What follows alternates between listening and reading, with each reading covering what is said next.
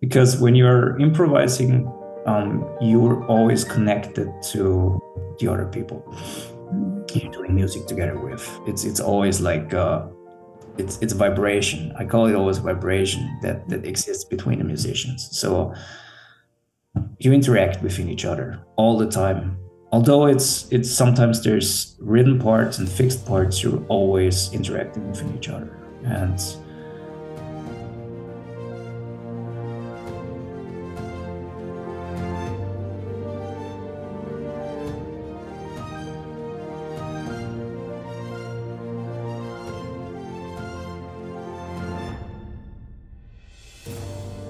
hi, Raphael. hello. So great to meet you here on Zoom. Likewise, thank you very much.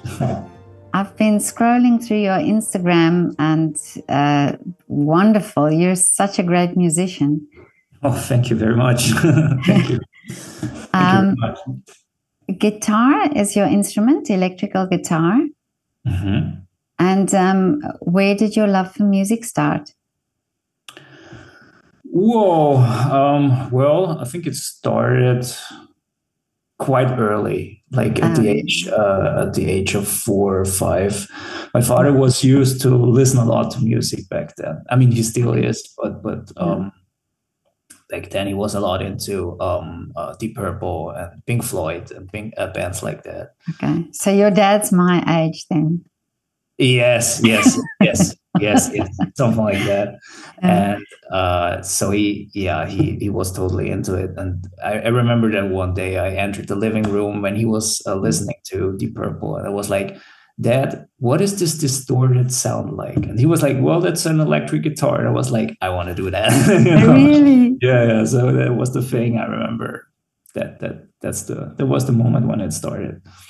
But it's always for me so wonderful to hear how musicians, a specific sound of an instrument resonated with them. You know, like they immediately caught on to that sound. So amazing that you could hear that within the music, you know, so that it wasn't just you saw an instrument and you heard that sound, but that you heard the music and you could really identify that sound.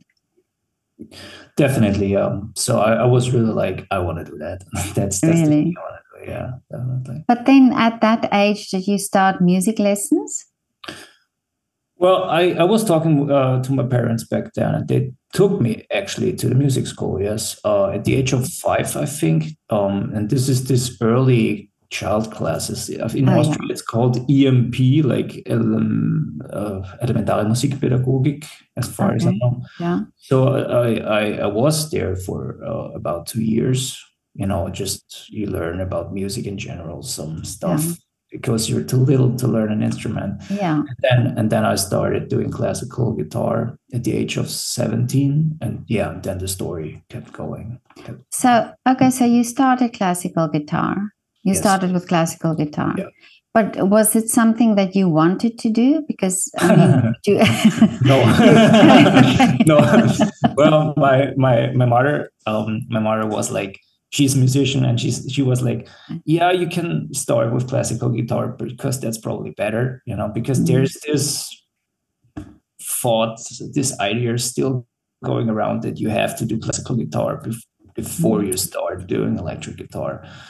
And of course, I was totally not into it. I was like, well, do I really have to, you know, like this? And so I had to do it somehow.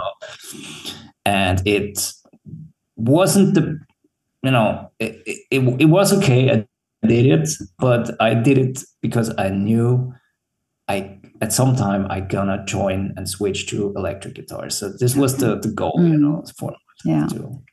But did you find it difficult to motivate yourself to practice? Because I mean, classical guitar it's quite complicated to, you know, for that's what I hear of guitar playing. Classical guitar is quite complicated.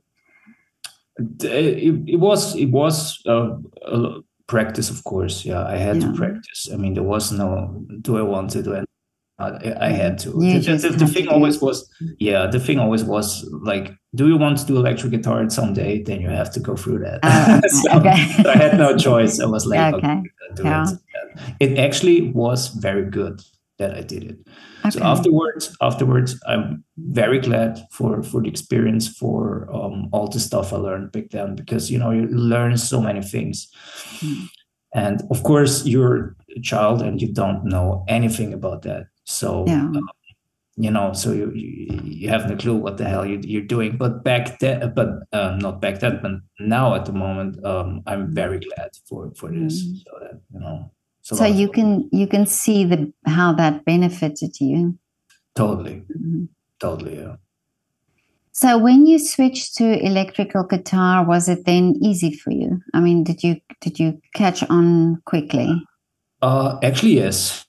I mean, it's not the same, of course, because the right hand is totally different, right? Because in classical guitar, you're picking with the fingers, and then electric guitar, you have to pick. So this was, of course, a huge difference. And also the left hand was different because, you have different strings, different fretboards and stuff like that. But in general, yes, it didn't take me that long, to be honest, yeah. And what age were you then? When I switched to electric guitar, I was 14. Oh, okay. 14, yeah. And then, of course, we all sort of associate when you play electrical guitar that you're part of a band. So were you part of or did you join a band or? Yeah, the things actually happened quite fast back then. So I remember I started at the age of 14 with electric guitar, and at the age of 15, I had my first band. At the age of 16, I had 4 bands, I guess, already. So I was, I was really then playing local shows, concerts on a regular basis at the age of 16. Yeah. And at the age of 17, then I finally took the road to jazz music. Oh, really? Yeah. This was very cool. Yeah. And what made you decide to do that? What was the sort of the incentive to do that? Actually, it came out of nowhere because it was a schoolmate who just asked me to join his band. And he was like, yeah, we're going to do this and we're going to do this. And we're going to form a jazz band. I was like, whoa, mate, I mean, I would love to do that, but I have no clue about jazz, And so, I decided to join them. And then I started to learn music, and I started to do what jazz music is about. I started to learn, and it was great experience. But what was the big difference for you when you started playing jazz? What did you really have to learn? Well, jazz music is a lot of improvisation.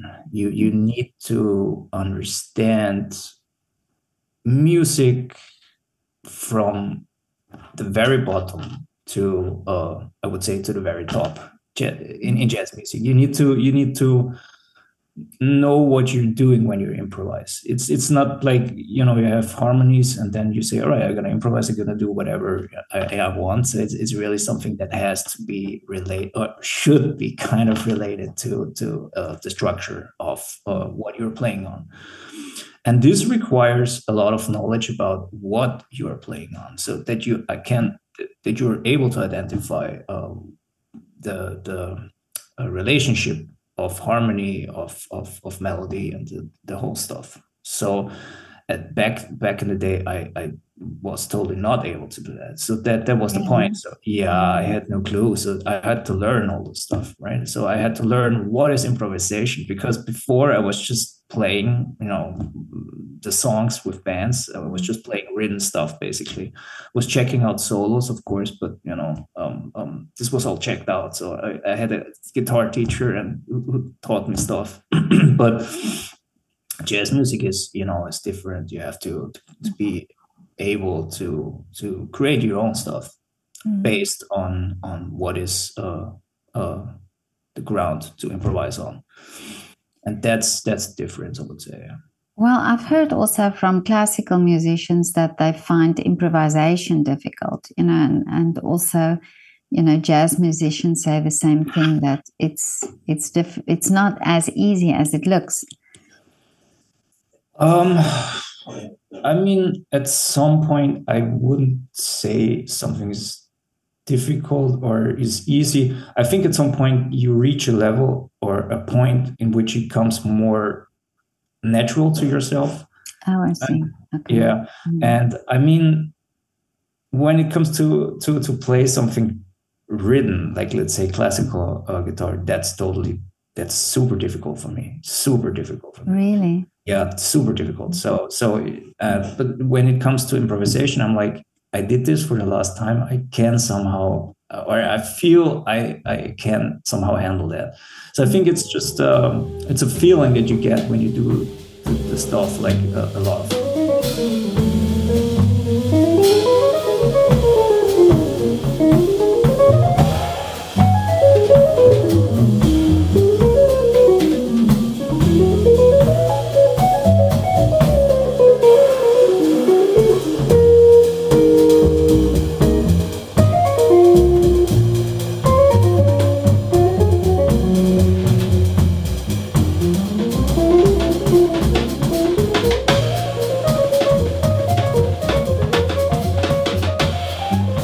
When you're used to play like written things, like really composed things, and then you suddenly have to switch to something which you're totally not used to, and in terms of improvisation, it's a lot of freedom, right? You have a lot of freedom. Oh yeah.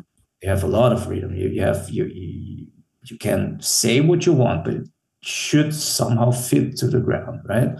But this is a lot of freedom, and if you're not used to that, of course, that can be difficult, and that was very difficult for me at the beginning. Yeah, that makes total sense. So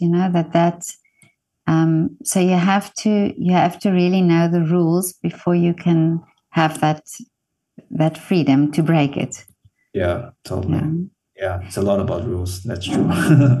But I spoke to a jazz musician a while ago, and we talked about the roots of jazz, that it came from really people who played from the soul, from the emotion, from where they were. They were not really trained musicians. They were just feeling it, So is that important, do you think, as a jazz musician, that you have that sort of feeling for the music or for what you're doing? I think, yeah, of course. That's, I guess that's one of the core things you should have. I think, yeah, feeling is very important. Mm-hmm. If you don't feel what you want to do or what you're doing, it's probably sound different then. Mm-hmm. Feeling is, of course, it's probably the most important thing. Mm-hmm. And in also with classical musicians, we talk about this energy between musicians that's mm-hmm. so needed, and the chemistry between them. So in jazz, because you're improvising, so do you have to feed off each other?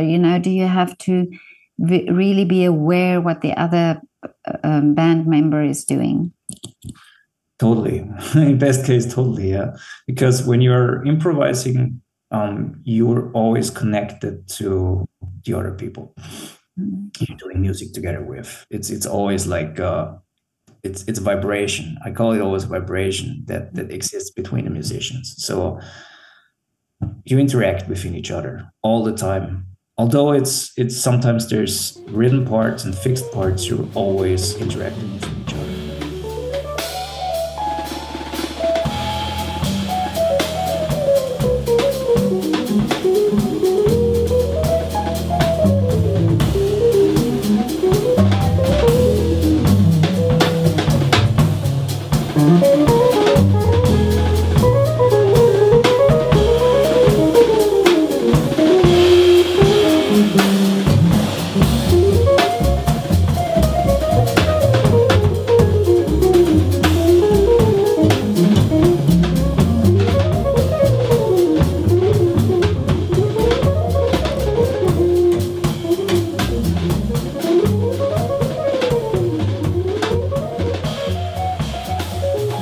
yeah, that's very important. That's very important, and of course makes it always different.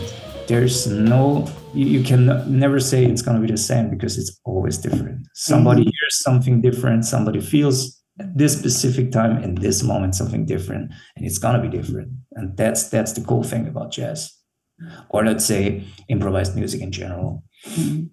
So when you rehearse, it's not necessarily that the performance will be exactly the same. Of course, it's always something new. Really? Yeah. So, I mean, of course, the idea and the songs is based, so it's fixed. So you have a chart of music. Everybody is gaining the information from, but yeah, the results are always different. Okay. Yeah. And I assume from the audience as well, the energy from the audience then.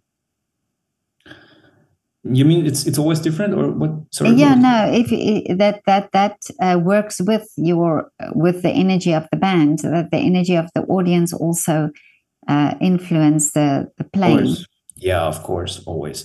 It's a difference if there's people who are very quiet, like just doing like or people like really making noise, just like screaming and having fun. There's always a difference, because that gives you more energy, more drive. Yeah, I was just talking yesterday to a singer, and we talked about this, and I never knew, or I never realized that the energy of the audience was so important for any performer. You always thought, well, it's the energy from the performer to the audience, but I never realized that it's a give and take situation. So, but I assume in jazz, where you are really also focused on each other in the band, that energy from the audience then sort of enhances this energy. It's always a connection. Yeah, I would say it's always a connection between everybody and everything, actually. So are you just you part of a jazz band? Do you play other genres as well now? I do currently. I would say I'm doing a lot of jazz. I'm doing a lot of jazz fusion music, which is the stuff I produce on my own, which is a little bit more fusion oriented.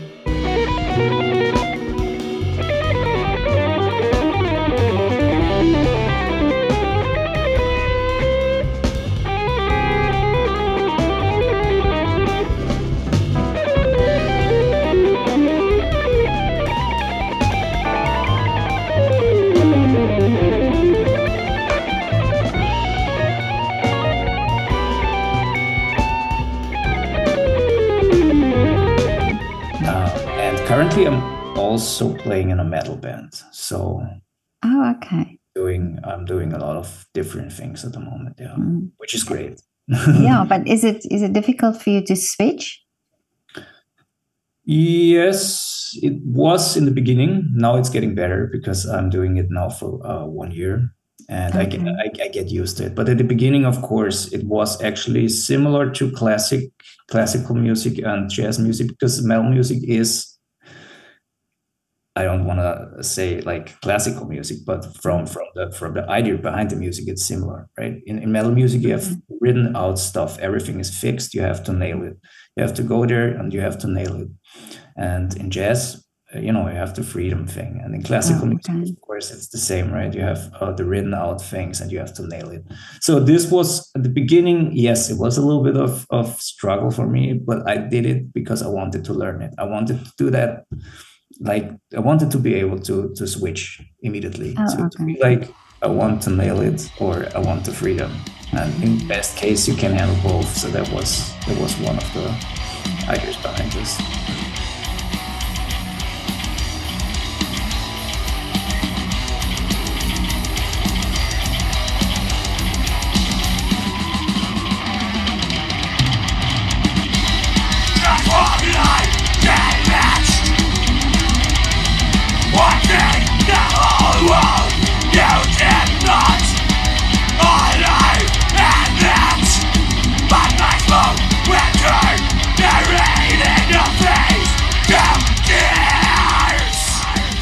So is it for you, are you sort of a person who likes to take on new challenges? Yeah. Oh, okay. But and solo work, do you do solo work as well? Solo work is that, yes, I mean, this is the singles that I do, that I start doing 2 years ago. Yes, I think 2023 was the first one. Yes. So I started to do that as a little side project because I wanted to dive into music production as well. And so I decided to do it, with my own ideas and with my just doing something. And is that for you, was that sort of a challenge to be then, because you're always part of a band, so you always have this sort of community around you, and was it a challenge to be on your own? Actually, not really. Actually, it was quite. At some point, it was very. What's the word for that? It was definitely interesting, but it was. I had so much freedom, right? I could do whatever I wanted. So that actually was, and I would say, great feeling at the beginning, because everything was, was there. I just had to sit down and do it. I just could do it, And then that was cool. That was pretty cool. Because you're also composing. So is that what you wanted to do? So play your own compositions? Yes, definitely. Yeah. I wanted to put the stuff that I've done before in a new kind of context, to try out things. It was actually the first idea behind the solo thing was just learning. So I wanted to learn to produce music, but I said I wanted to put my stuff in there just to see what's going to happen. And then, that was what happened then. And the first time you had to put it out there for people to hear, was that sort of daunting to think, I wonder if this would be okay, or if people would like it? Of course. I think this that's always what you think as a musician at the first moment. But then I was actually just like, I did this, and let's see what people think about it. So actually, I did it more for getting feedback. So and then I got some feedback, and it was pretty cool actually. And then I did the next track, and then so I kept going and made things better, improved on some things, and that's what was the purpose was.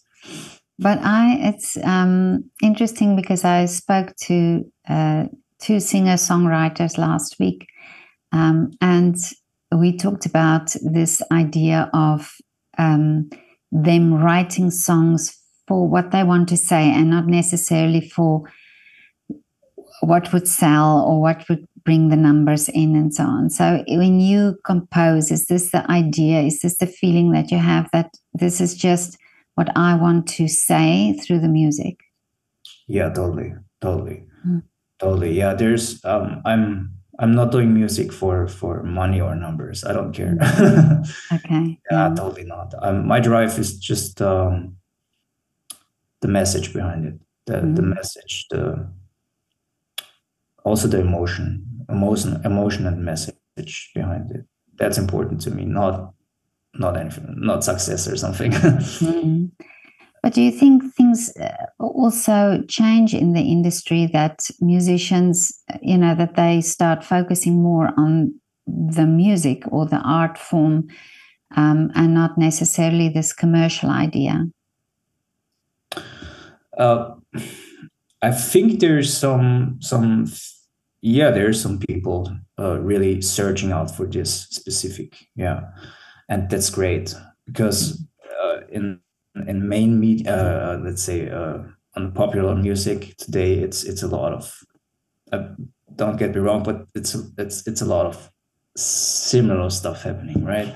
You get a lot of similar sounding stuff, and a lot of there's this pool, right, a lot, which is packed with a lot of, I would say, cool stuff, but also similar sounding stuff. And then there's this pool of I would say, more artsy people who are of course not part of this commercial thing. And it's great that there's a lot of people who still are searching for this specific. So that's great. Yeah, and I think this is actually is coming. So more people searching for this, I guess.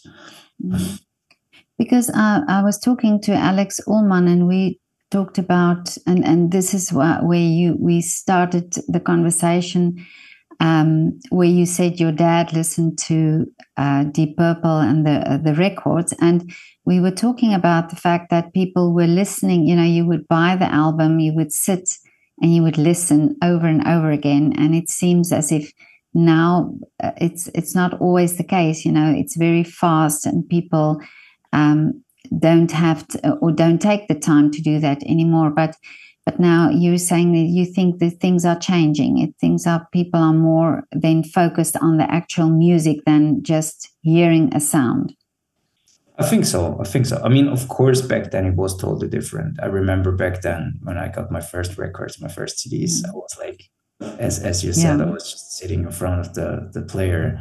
And I was like, oh my God, you know, you can grab it, you can look at it, you know. And of course that changed, which is, of course, to me, it's sad because the feeling changed, the situation changed.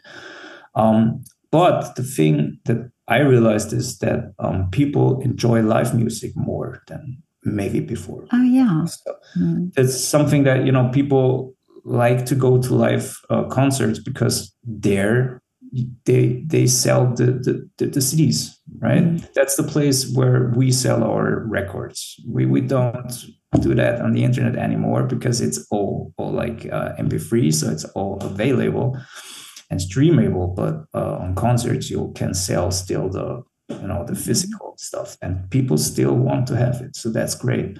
And also people enjoy live music. So they go there, listen to it, and grab the physical stuff. So that's what's probably changed, I would say. So yeah. And for you in Austria, the music scene, is this something, I mean, do you mostly play your concerts here, or do you tour as well? I'm mostly playing in Austria, but back then I was also playing in Germany, and sometimes I had concerts in Italy as well, but mostly in Austria. Yes, in Austria.